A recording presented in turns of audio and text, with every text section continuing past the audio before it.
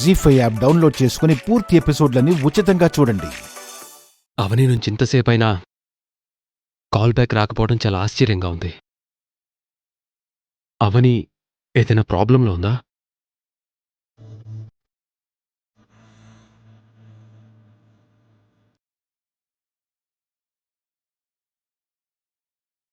ల్యాండ్లైన్కి phone చేస్తే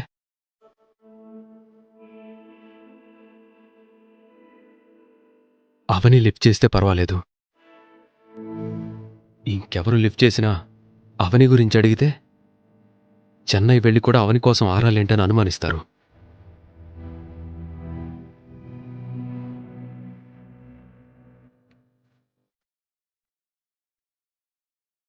నాకంటే 10 ఎక్కువ బాధను అనుభవించే పరిస్థితి రావాలని శాపం పెడుతున్నాను.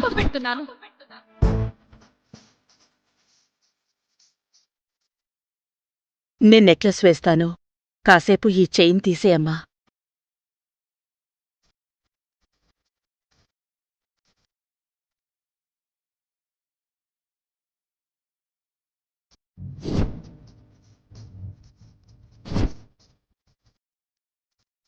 ఏమైందమ్మా? ఎందుకంత కంగారు? తీయని, మళ్ళీ వేసుకుందు. వద్దండి, ఇది ఒక ముఖ్యమైన వ్యక్తి నాకిచ్చిన పవిత్రమైన బహుమతి.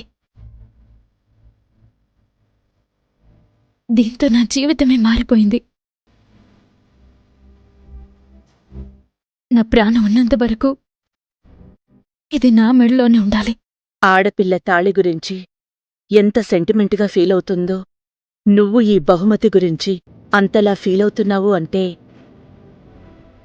ఈ బహుమతిచ్చిన మనిషి నీ జీవితంలో అంత ముఖ్యమైన వారై ఉంటారు. అవునంటీ, చాలా చాలా ముఖ్యమైన వ్యక్తి.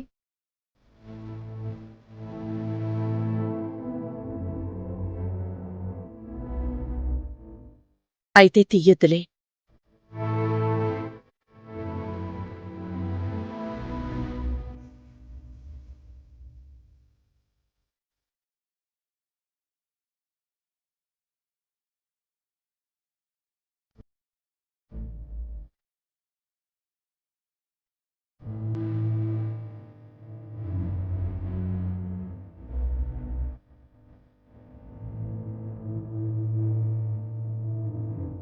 నీలాంటి గుణం, నీలాంటి మంచితనం ఉన్న అమ్మాయి నా మనవరాలయ్యుంటే ఎంతో సంతోషించుండేదాన్నమ్మా.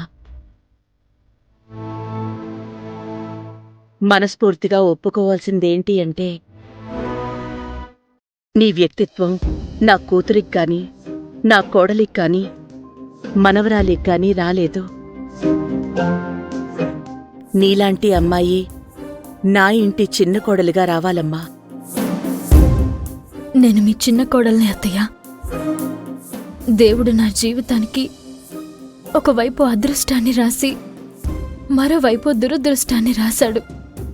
అందుకే దొంగల తాళిని దాచుకోవాల్సి వస్తుంది. ఈ పాటికి మా పెళ్లి గురించి తెలిసి మీరు అంగీకరించుంటే ఏదో ఒక సందర్భంలో, ఏదో ఒక ఫంక్షన్లో అత్తగా మీరు, కోడలిగా నేను ఇలాంటి అలంకరణకు నోచుకునుంటే ఎంతో సంతోషించుండేదాన్ని. మరో ఇంటి కోడలిగా ఇలా రెడీ చేస్తుంటే తట్టుకోలేకపోతున్నాను. ఇలా దిగులుగా ఉంటే పెళ్లివారికి ఇష్టం లేని పెళ్లిచూపులేమోనని అనుమానం వస్తుంది. కాస్త నవ్వుతూ ఉండు. లావణ్య, వసంతలొచ్చి నిన్ను కిందికి తీసుకొస్తారు. సరేనా? సరే.